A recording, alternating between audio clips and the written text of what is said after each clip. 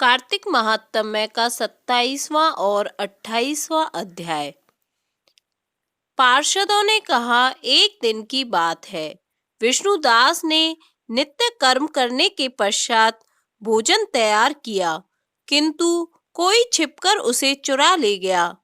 विष्णुदास ने देखा भोजन नहीं है, परंतु उन्होंने दोबारा भोजन नहीं बनाया, क्योंकि ऐसा करने पर सायंकाल की पूजा के लिए उन्हें अवकाश नहीं मिलता। अतः प्रतिदिन के नियम भंग हो जाने का भय था।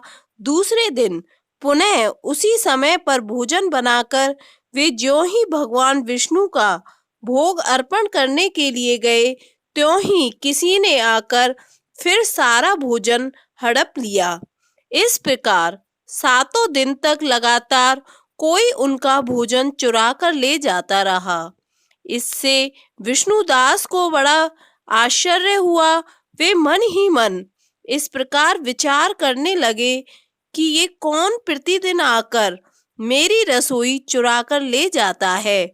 यदि दोबारा रसोई बनाकर भोजन करता हूँ तो सायंकाल की पूजा छूट जाती है। यदि रसोई बनाकर तुरंत ही भोजन कर लेना उचित नहीं है, यह मुझसे नहीं होगा, क्योंकि भगवान विष्णु को सब कुछ अर्पण किए बिना कोई भी वैष्णव भोजन नहीं करता।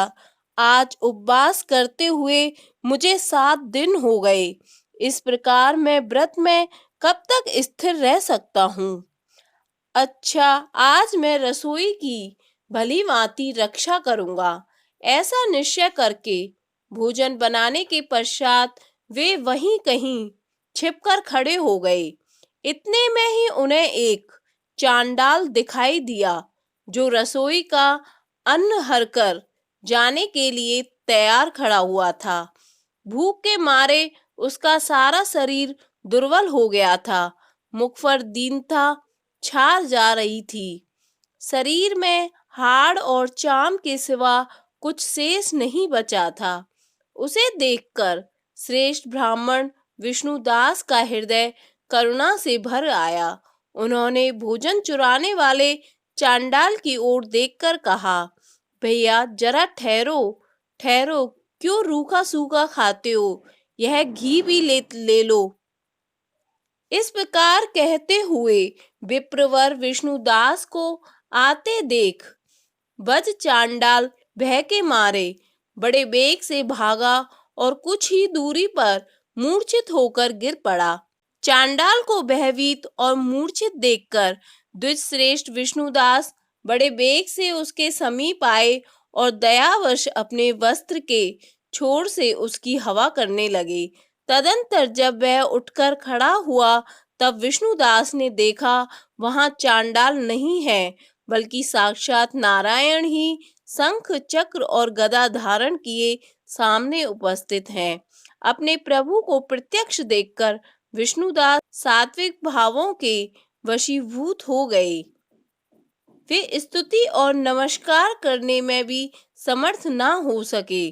तब भगवान ने सात्विक व्रत का पालन करने वाले अपने भक्त विष्णुदास को छाती से लगा लिया और उन्हें अपने जैसा रूप देकर वैकुंठ धाम को ले चले।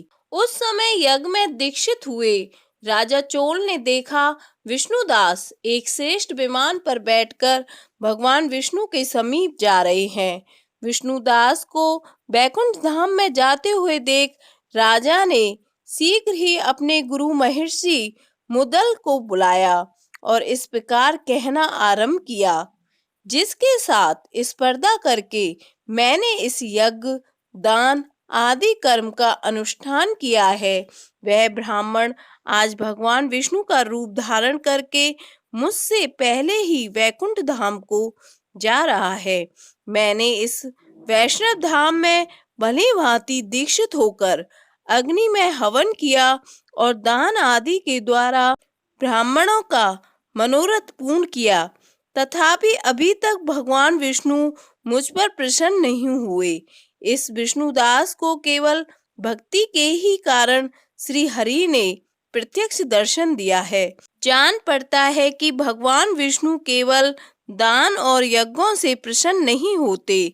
उन प्रभु का दर्शन कराने में भक्ति ही प्रधान कारण है। दोनों पार्षदों ने कहा। इस प्रकार कहकर राजा ने अपने भांजे को राज सिंहासन पर अभिषिक्त कर दिया। वे बचपन से ही यज्ञ की दीक्षा लेकर उसी में संलग्न रहते थे, इसलिए उन्हें कोई पुत्र नहीं हुआ था। यही कारण है कि उस देश में अब तक भांजे ही राज्य के उत्तराधिकारी होते हैं।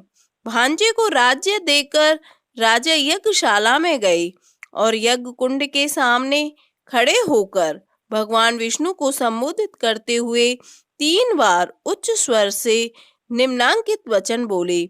भगवान विष्णु, आप मुझे मन, वाणी, शरीर और क्रिया द्वारा होने वाली अविचल भक्ति प्रदान कीजिए। इस प्रकार कहकर वे सबके देखते देखते अग्निकुंड में कूद पड़े। बस उसी क्षण भक्त वत्सल भगवान विष्णु अग्निकुंड में प्रकट हो गए।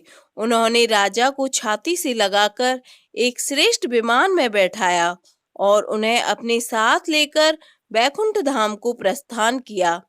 नारद जी बोले, हे राजन, जो विष्णुदास थे वे तो पुण्यशील नाम से प्रसिद्ध भगवान के पार्षद हुए, और जो राजा चोल थे उनका नाम सुशील हुआ। उन दोनों को ही अपने ही समान रूप देकर भगवान लक्ष्मीपति ने अपना द्वारपाल बना लिया। धर्मदत्त ने पूछा, मैंने सुना है कि जय और विजय भी भगवान विष्णु के द्वारपाल हैं।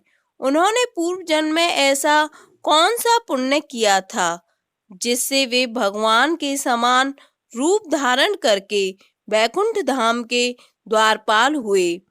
दोनों पार्षदों ने कहा, ब्राह्मण, पूर्व काल में तृणबिंदु की कन्या देवहूति के गर्भ से महर्षि कदर्म की दृष्टि मात्र से 2 पुत्र उत्पन्न हुए। उनमें से बड़े का नाम जय और छोटे का नाम विजय हुआ। पीछे उसी देवहूति के गर्भ से योग धर्म के जानने वाले भगवान कपिल उत्पन्न हुए। जय और विजय सदा भगवान की भक्ति में तत्पर रहते थे। वे नित्य अष्टाक्षर मंत्र का जप और वैष्णव व्रतों का पालन करते थे। एक समय राजा मरुत ने उन दोनों को अपने यज्ञ में बुलाया। वहां जय ब्रह्मा बने और विजय आचार्य। उन्होंने यज्ञ की संपूर्ण विधि पूर्ण की।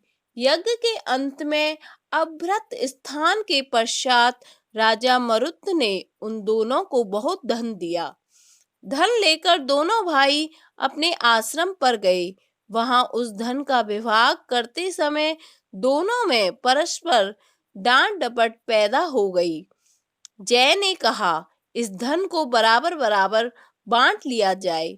विजय का कहना था, नहीं, जिसको जो मिला है वह उसी के पास रहे। तब जय ने क्रोध में आकर लोभी विजय को शाप दे दिया, तुम ग्रहण करके देते नहीं हो, इसलिए ग्रह अर्थात मगरमच्छ हो जाओ। जय के शाप को सुनकर विजय ने भी शाप दिया, तुमने मद से भ्रांत होकर शाप दिया है, इसलिए तुम मातंग अर्थात हाथी की योनि में जाओ। तत्पश्चात उन्होंने भगवान से शाप निवृत्ति के लिए प्रार्थना की। श्री भगवान ने कहा, तुम मेरे भक्त हो, तुम्हारे वचन कभी असत्य नहीं होंगे। तुम दोनों अपने ही दिए हुए इन शापों को भोग कर फिर से मेरे धाम को प्राप्त होंगे। ऐसा कहकर भगवान विष्णु अंतर्ध्यान हो गए और तदंतर वे दोनों गंड नदी के तट पर ग्राह्य और गज हो गए। उस योनि में भी उन्हें पूर्व जन्म का स्मरण बना रहा और वे भगवान विष्णु के व्रत में तत्पर रहे। किसी समय वह गजराज कार्तिक मास में स्नान के लिए गंड नदी गया, तो उस समय ग्राह्य ने शाप के हेतु को स्मरण करते हुए उस गज को पकड़ लिया। ग्राह्य से पकड़े जाने पर गजराज ने भगवान रमानाथ का स्मरण किया। तभी भगवान विष्णु शंख चक्र और गदा धारण किए वहां प्रकट हो गए और उन्हें अपने ही जैसा रूप देकर वैकुंठ धाम को ले गए। तब से वह स्थान हरि क्षेत्र के नाम से प्रसिद्ध है।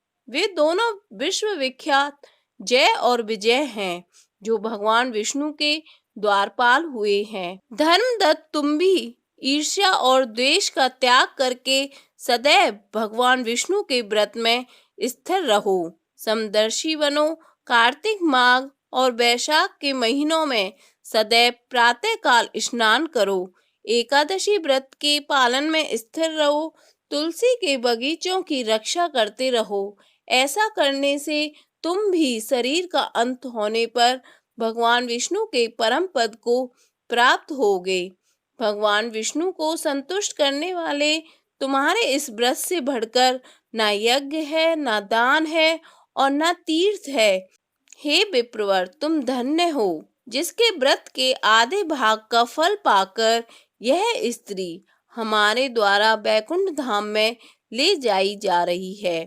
नारद जी बोले, हे राजन, धर्मदत्त को इस प्रकार उपदेश देकर वे दोनों विमानचारी पार्षद उस कलहा के साथ बैकुंठ धाम को चले गए।